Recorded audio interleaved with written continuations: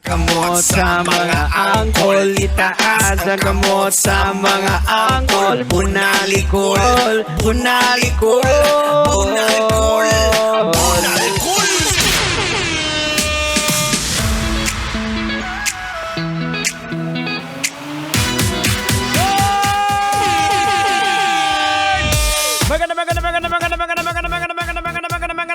Magandang gabi, Metro and Mega Manila.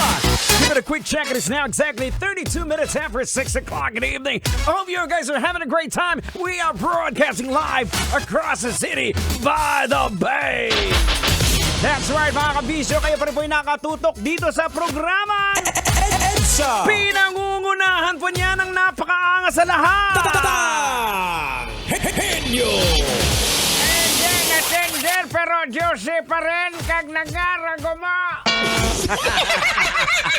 At syempre, kasama din po yours truly, the Prodigy. Diego! Bandido! Pag may buhok, hindi po ako yan!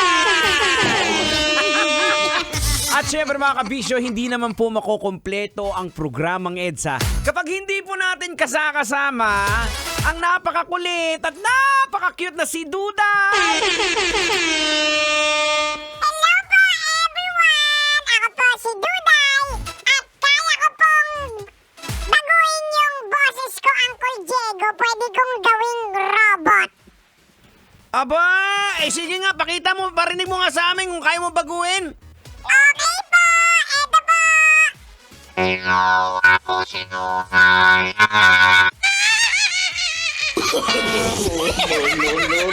Pambira! Ginugulo! Ginugulo mo na naman, Duday eh! Pambira naman, oh. O, eto na mga kabisyo, hindi na natin matatagalin to.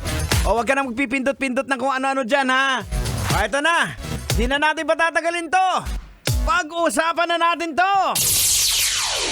Usapin ngayon sa social media ang pahayag at post ng aktor na si John Arcella. Ipinaliwanag niya na hindi naman daw talaga utang na loob o obligasyon ang pagtulong ng isang anak sa tumatanda nitong magulang. Normal at natural duty daw ito. Utang na loob and obligation are wrong words pag ang pag-uusapan ay magulang na ating pinanggalingan. Umani po ito ng samot-saring magkaibang reaksyon mula po sa mga netizens, kaya hindi na natin patatagalin, tutang. Logican na natin, tutang. Ay sige, huwag mo nang patagalin para maintindihan at mahimasmasan ang lahat. Logican mo na yan. Logika na yan! Logika na yan! Alright mga kabisyo, logica na yan! Anong leksyon ang ating mapupulot? Anong aral ang ating madudukot? Boards! Kailangan pa bang i-memorize yan? Basic na po ito. It's a no-brainer kasi it is a human nature that we should and we must take care sa mga matatanda natin. Though meron pong iba dyan na pinabayaan ng kanilang mga matatanda, well, posible, may mga reason po sila. Unang-una, incapability. Hindi po nila kayang alagaan kasi sarili mo na mismo nila, hindi nila maalagaan. Di ba? O, meron din pong mga iba dyan na miscommunication. Posibleng galing sa probinsya, lumuwas po dito sa Maynila, naghahanap po so wala ng contact sa family. Hindi pinalad dito, kaya naging palaboy na. Nakikita po natin sa kalsada, naglalakad ng mga matatanda na. Diba? Now, logican po natin. Is it logical na alagaan po ang mga magulang natin? Well, ganito yung mga kabisyo. It is generally considered both logical and morally upright to take care of one's parents.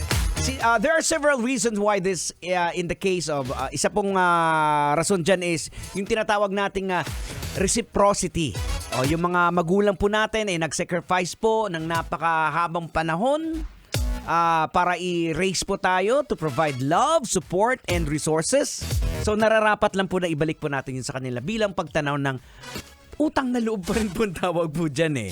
Sa pandahilan, it's an ethical obligation. Marami pong kultura na ang paniniwala na ang importante po yung pag-honor and pag-respect sa mga magulang. In this frameworks, mga kabisyo, ay dapat talagang gawin po nating mabuti para sa mga mahal natin sa buhay. So, ang pinakamagandang basahin po natin, mga kabisyo, ang Biblia po. Siya po ang nagsasabi ng nararapat at dapat gawin.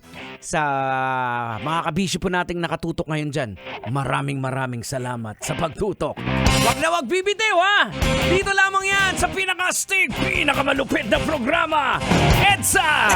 Kailangan pa bang i-memorize yan? Love Radio. Basic!